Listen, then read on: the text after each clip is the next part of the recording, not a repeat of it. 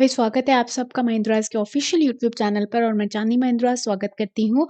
और आज जो हम बात कर रहे हैं वो बात कर रहे हैं रात के 12 बजे 12 खबरें और सिर्फ उसे हम कवर करने वाले हैं कितने मिनट में भाई 12 मिनट में। तो बिल्कुल जो है हम एक क्विक रिवीजन करने वाले हैं आने वाली जो न्यूज़ है हमारी, जो कल के सुबह 6:30 वाले करंट अफेयर्स में भी पूरी तरीके से क्या रहेगी, छाई रहेगी। तो जल्दी से शुरू कर देते हैं और आप लोग जहाँ-जहाँ पे भी जुड़े हुए हो जल्दी से लिंक को क्या कर देना है, शेयर कर देना है। और सबसे पहले जो है हम क्वेश्चन के फॉर्म में बात करेंगे और सबसे पहले बात कर रहे हैं हम, वो बात कर रहे हैं कि which bank appoints Ramesh Lakshmi Narayan as its new chief information officer. हाल ही में किस बैंक ने लक्ष्मी नारायण जी को अपना जो है चीफ इंफॉर्मेशन ऑफिसर या फिर अगर कहें हम तो मुख्य सूचना अधिकारी के रूप में नियुक्त कर लिया है। तो बिल्कुल आपके पास ऑप्शन है axis bank, yes bank, HDFC, बंधन बैंक और कोटक महिंद्रा बैंक। तो ये वही बैंक है जिसने हाल ही में शशिधरन जगदीशन जी को अपना नया एमडी और सीईओ भी नियुक्त किया था। तो बिल्कुल वो कौन सा बैंक है, HDFC bank. Housing development and finance corporation ने चीफ इंफॉर्मेशन ऑफिसर के रूप में अपने नए चीफ इंफॉर्मेशन ऑफिसर मुख्य सूचना अधिकारी रमेश लक्ष्मी नारायण जी की क्या कर ली है, नियुक्ति कर ली है। और अगर हम बात करें एचडीएफसी बैंक के बारे में, housing development and finance corporation bank के बारे में, तो एचडीएफसी का हेडक्वार्टर तो कहाँ पर है, मुंबई में है। और अगर हम इसकी टैगलाइन की बात करें तो वो क्या है, वी अंडरस्टैंड योर वर्ल्ड, हम समझें आपकी दुनिया को बेहतर। ठीक है, ये इसकी टैगलाइन है, वी अंडरस्टैंड योर वर्ल्ड। और इम्पोर्टेंट ये इसलिए भी बना हुआ है क्योंकि हाल ही में शशिधर जगदीशन जी को इसने अपना क्या नियुक्त किया था, नया एमडी और सीईओ भी क्या कर लिया था, नियुक्त कर लिया था। तो ये जो है अभी-अभी रिसेंट में जो है अपॉइंटमेंट हुआ है चीफ इंफॉर्मेशन ऑफिसर का, मुख्य सूचना अधिकारी का। नेक्स्ट क्वेश्चन की तरफ बढ़ रहे हैं और नेक्स्ट क्वेश्चन आ रहा है वो ये है स्क्रीन पर, which union ministry gives away Gandhian young technology awards in 2 categories, सितारे जीवाईटीआई एंड सृष्टि जीवाईटीआई अवार्ड्स। कौन से केंद्रीय मंत्रालय ने 2 श्रेणियों में गांधी युवा जो है पुरस्कार वितरित किए हैं, जिसमें 2 पूरी तरीके से अवार्ड्स कौन-कौन से हैं, सितारे जीवाईटीआई और सृष्टि। ठीक है, इन 2 अवार्ड्स को जो है दिया गया है किस यूनियन मिनिस्ट्री के द्वारा, किस केंद्रीय मंत्रालय के द्वारा। हाल ही में अगर हम बात करें तो ये आज ही की न्यूज़ है, शाम को ही ये न्यूज़ जो है वो फ्लैश हुई थी। तो ये है गांधीयन यंग टेक्नोलॉजी अवार्ड्स और ये जो है किस मिनिस्ट्री के द्वारा दिया गया है भाई, ये दिया गया है ministry of health, family welfare, science and technology and earth sciences. जो कौन है मिनिस्टर, डॉक्टर हर्षवर्धन जी। ठीक है, तो उनके द्वारा, उस मिनिस्ट्री के द्वारा जो है इस अवार्ड को क्या किया गया है, घोषित किया गया है। और अगर हम बात करें तो ये अवार्ड्स उन कैंडिडेट्स को या उन साइंटिस्ट और रिसर्चर्स को दिया जाता है जो बायोटेक्नोलॉजी की फील्ड में या रिसर्च की फील्ड में बहुत ज़्यादा क्या कर रहे हैं, मदद कर रहे हैं। जल्दी से देख लेते हैं कि इस सितारे का और यह अगर बात करें सृष्टि का तो इसका फुल फॉर्म क्या है। तो फुल फॉर्म है students innovation for advanced of research explorations, Gandhian young technology innovation. और सृष्टि का फुल फॉर्म है society for research initiation for sustainable technology innovation, Gandhi young technology innovation award. तो 2 अवार्ड्स जो है ministry of health, family welfare, science and technology और earth sciences minister doctor Harshvardhan ji के द्वारा जो है वो दिए गए हैं। कौन-कौन से 2 अवार्ड्स हैं, तो ध्यान रखिएगा कौन-कौन से 2 अवार्ड्स हैं, सितारे और दूसरा कौन सा अवार्ड है, सृष्टि अवार्ड जो है वो दिया गया है। तो पूरे के पूरे वर्चुअल इवेंट में जो न्यू दिल्ली में आज ही हुआ है, तो पूरे वर्चुअल इवेंट में 14 अवार्ड्स और 11 अप्रिसिएशन अवार्ड्स इन दोनों कैटेगरीज में दिए गए हैं। एमिनेंट प्रोफेसर्स को, रिसर्चर्स को, साइंटिस्ट को और ऐसे लोग जो बायोटेक्नोलॉजी की फील्ड में देश का नाम बहुत ज़्यादा रोशन कर रहे हैं, उन्हें ये अवार्ड से नामांकित किया गया है। तो नेक्स्ट क्वेश्चन बात करें, third question, fifth joint working group on coal health virtually between India and which country. कोयले पर 5वां संयुक्त कार्य समूह भारत और किस देश के बीच में हुआ है। तो कोल माइनिंग से रिलेटेड टेक्नोलॉजी को शेयर करने के लिए उस कंट्री के साथ बहुत समय से जो है बातचीत चल रही है और एमओयू भी साइन हो चुका है। तो फिफ्थ वर्किंग जॉइंट ग्रुप जो है वो क्या हुई है, मीटिंग हुई है इंडिया और किस कंट्री के बीच में भाई, इंडिया और किस कंट्री के बीच में हुई है, इंडोनेशिया के बीच में। ठीक है, अगर मैं बात करूं इजराइल के साथ, तो हाल ही में इजराइल के साथ मेडिसिन पर जो है, ठीक है, मेडिसिन पर और एग्रीकल्चरल टेक्निक्स पर क्या की गई थी, एमओयू साइन किया गया था। इटली के साथ जो है, याद आ गया होगा, इटली के साथ क्या हुआ था, इटली के साथ जो आर्कियोलॉजिकल साइट्स थी, पुरातत्व साइट्स थी, उसके रेनोवेशन की बात की गई थी।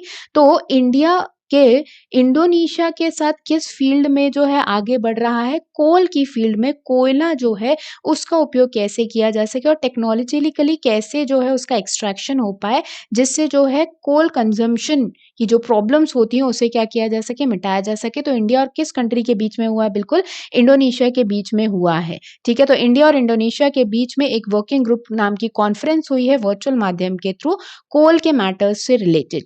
नेक्स्ट क्वेश्चन, फोर्थ क्वेश्चन की बात करें तो reserve bank of India come out with an CLMN scheme which provide banks along with NBFCs loans to priority sectors borrowers. What is the full form of CLM?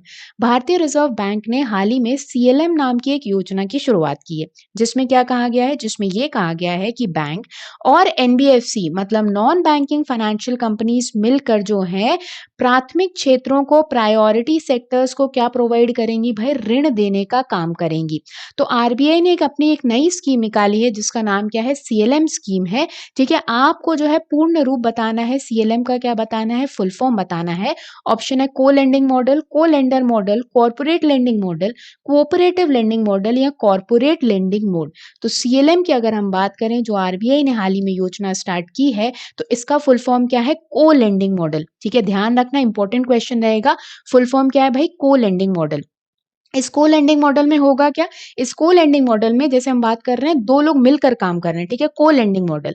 तो bank और NBFC non banking financial companies जो होती हैं वो प्राथमिक क्षेत्रों को क्या देंगी? पैसा देंगे, आपस में क्या करके? अग्रीमेंट करके।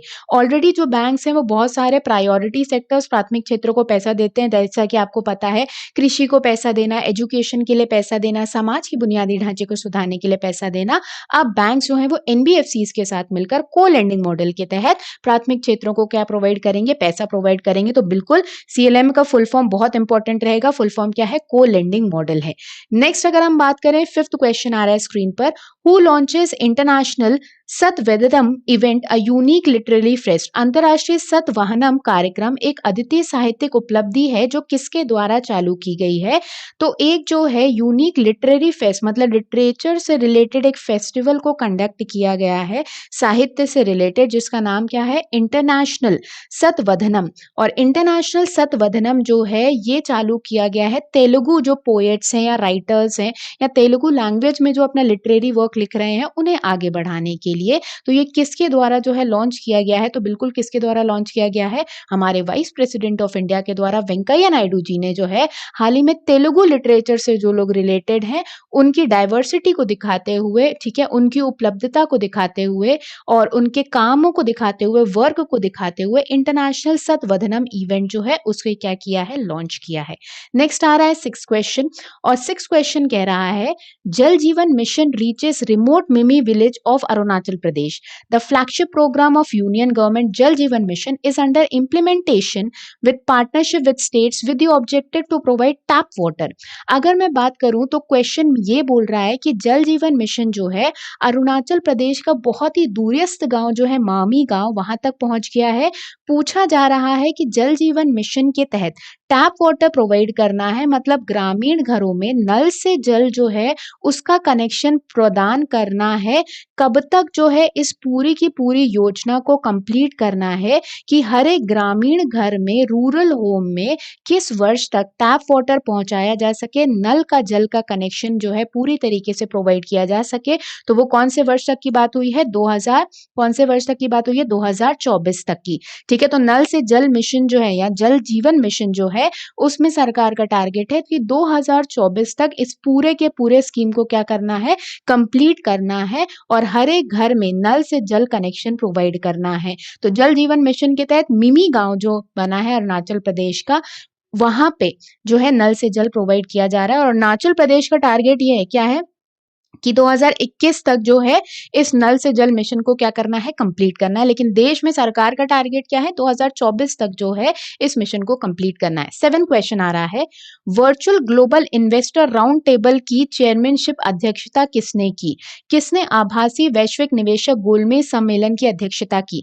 तो अगर मैं बात करूं तो virtual global investment round table हुई है वर्चुअली जो है। इस राउंड टेबल कॉन्फ्रेंस को किसके द्वारा चेयर किया गया है? जिसमें अलग अलग देशों के निवेशकों जो है उनको बताया गया है कि किस तरीके से जो है इंडिया में इन्वेस्टमेंट के ऑप्शंस हैं, ताकि ज़्यादा से ज़्यादा लोग जो है इंडिया में क्या करें, निवेश करें, क्योंकि देश की इकोनॉमी को, अर्थव्यवस्था को भी $5 ट्रिलियन तक जो है वो क्या करना है, बनाना है 2024 तक। तो देश की अर्थव्यवस्था को $5 ट्रिलियन अर्थव्यवस्था बनाना है 2024 तक का टारगेट है सरकार का।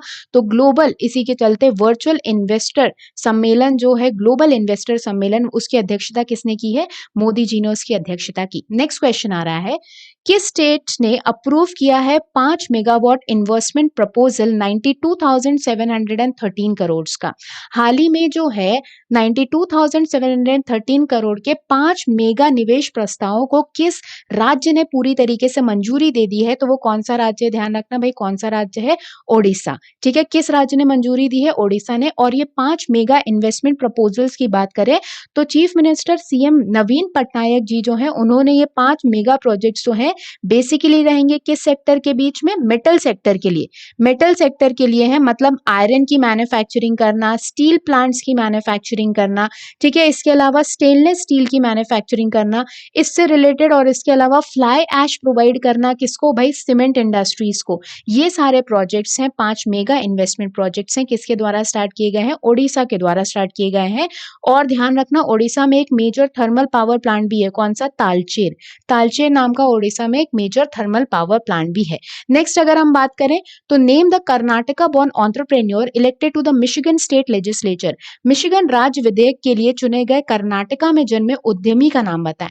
तो कर्नाटका में जन्मे उद्यमी जो है मिशिगन स्टेट लेजिस्लेचर, मतलब यूएस स्टेट लेजिस्लेचर में क्या बनाए गए हैं, जो है एंटरप्रेन्योर इलेक्ट किए गए हैं। मिशिगन राज्य विधेयक के लिए चुने गए कर्नाटका में जन्मे उद्यमी का नाम बताना है, तो उनका नाम क्या है, श्री थाडेकर। ठीक है, उनका नाम क्या रहा, श्री थाडेकर जी को जो है मिशिगन स्टेट लेजिस्लेचर में जगह मिली है। अंशुला कांत जी जो है वर्ल्ड बैंक ग्रुप में है इंडिया की तरफ से। गीता गोपीनाथन जी जो है वो किस में है भाई, आईएमएफ में है। ठीक है, इंडियंस जो है हर जगह नाम रोशन कर रहे हैं। और हाल ही में प्रियंका राधाकृष्णन जो है वो किस में थी भाई, न्यूजीलैंड में। ठीक है ना, न्यूजीलैंड की जो है पूरी की पूरी पार्लियामेंट में उसे, उन्हें क्या दी गई है, मिनिस्ट्री में पोस्ट दी गई है प्रियंका राधाकृष्णन जी को। ठीक, तो अगर मैं बात करूं कर्नाटका बोर्न एंटरप्रेन्योर जो है उनका नाम क्या रहा, श्री थानेकर। नेक्स्ट है 10 question, Indian army chief Naravane ji conferred honorary rank of which general army. भारतीय सेना प्रमुख नरवणे जी को डैश आर्मी का मानद रैंक प्रदान किया गया है। तो किस कंट्री के द्वारा नरवणे जी को, मुकुंद नरवणे जी को जो है ऑनरी रैंक से जो है नवाजा गया है, मानद रैंक प्रोवाइड किया गया है, और किस कंट्री ने उन्हें नवाजा है, नेपाल ने। तो हाल ही में वो जो है अपने 3 दिन के विजिट पर है, कहाँ पर, नेपाल, काठमांडू में है, और वहीं पर जो है उन्हें ऑनरी रैंक दिया गया है नेपाल आर्मी का। ठीक है, तो कहाँ का दिया गया है, नेपाल आर्मी का। और अगर हम बात करें नेपाल की, तो नेपाल के प्रेसिडेंट का नाम क्या है, विद्या देवी भंडारी जी। ठीक है ना, विद्या देवी भंडारी। और अगर हम बात करें प्राइम मिनिस्टर की, तो वो कौन है, केपी शर्मा ओली जी हैं। कौन है, केपी शर्मा ओली जी। नेक्स्ट बात करें 11 question, which group appoints ex Infosys official Rajiv Bansal as executive director. Infosys के पूर्व अधिकारी राजीव बंसल को कौन सा समूह ईडी नियुक्त किया गया है। तो ऑलरेडी ये इन्फोसिस में थे। Ex of Infosys official Rajiv Bansal को एग्जीक्यूटिव डायरेक्टर बनाया गया है किस ग्रुप का, तो इन्हें एग्जीक्यूटिव डायरेक्टर बनाया गया है किस ग्रुप का भाई, दालमिया भारत ग्रुप का। ठीक है, किसका बनाया गया है, दालमिया भारत ग्रुप का। ठीक, तो अगर मैं बात करूं राजीव बंसल जी की, तो एग्जीक्यूटिव डायरेक्टर बने हैं दालमिया भारत ग्रुप की। दालमिया भारत ग्रुप जो है वो बहुत डाइवर्सिफाइड है, बहुत फैला हुआ है अलग अलग इंडस्ट्रीज में। दालमिया भारत ग्रुप के नए एग्जीक्यूटिव डायरेक्टर बनाए गए हैं। नेक्स्ट 12 क्वेश्चन जो है वो है, SEBI enhances foreign investment limit for individual asset management companies per fund house from $300 million to how much amount million $। SEBI जो है व्यक्तिगत एएमसी फंड हाउस के लिए 300 मिलियन अमेरिकन डॉलर से बढ़ाकर कितना विदेशी निवेश सीमा जो है उसने बढ़ा दिया है। तो SEBI securities and exchange board of India, भारतीय वस्तु नियम और विनियम बोर्ड ने फॉरेन इन्वेस्टमेंट की लिमिट, विदेशी निवेश की जो सीमा है एएमसीज में, असेट मैनेजमेंट कंपनीज में, जैसे आप सुनते होंगे axis mutual fund company, Aditya Birla mutual fund company, इनमें जो है फॉरेन इन्वेस्टमेंट की लिमिट बढ़ा दी है 300 मिलियन $। से कहां तक बढ़ाई गई है, 600 मिलियन $। तक क्या कर दी गई है, बढ़ा दी गई है। तो सेबी ने फॉरेन इन्वेस्टमेंट, विदेशी निवेश की लिमिट जो है एसेट मैनेजमेंट कंपनीज़ में जो होती थी 300 मिलियन यूएस डॉलर्स की, उसे बढ़ा दिया है कितना 600 मिलियन डॉलर्स तक। तो चलो अगर हम बात करें तो ये सारे जो है न्यूज़ आपको डिटेल में मिलेंगी कब? सुबह के 6:30 के सेशन में। तो अभी हमने क्या कर लिया, एक बार क्विक जो देख लिया है कि आज जो है कौन-कौन सी न्यूज़ जो है वो इम्पोर्टेंट रही, जो कल हम सुबह के करंट अफेयर्स के शो में करने वाले हैं। तो बिल्कुल सुबह के करंट अफेयर्स शो में आप क्या करिएगा, जुड़ जाइएगा। और ये जो है अपकमिंग बैचेस हैं महिंद्रास के, आप जो है इन सारे बैचेस की इन्फॉर्मेशन देख सकते हो mahindras.org की वेबसाइट में। और सारे लोग जो हैं जहाँ-जहाँ पे भी जुड़े रहेंगे रात में, जल्दी से इस सेशन को क्या कर दीजिएगा, शेयर कर दीजिएगा और जाते-जाते सेशन को क्या करते जाइएगा, लाइक करते जाइएगा। और मिलते हैं अब क्या सुबह 6:30 बजे। तो ये क्विक था। तो 12 बजे 12 मिनट में और 12 जो न्यूज़ है उससे क्या किया है हमने, एनालाइज़ किया है, ठीक है? करंट अफेयर्स के फॉर्म में, मतलब एमसीक्यूज़ के फॉर्म में हमने उसे क्या कर लिया, एनालाइज़ कर लिया। तो मिलते हैं सुबह 6:30 बजे। तब तक भाई सब लोग अपना ध्यान रखना, सुरक्षित रहना, बढ़िया से पढ़ाई करना, खुश होके पढ़ाई करते रहना। Good night all of you, bye bye, take care.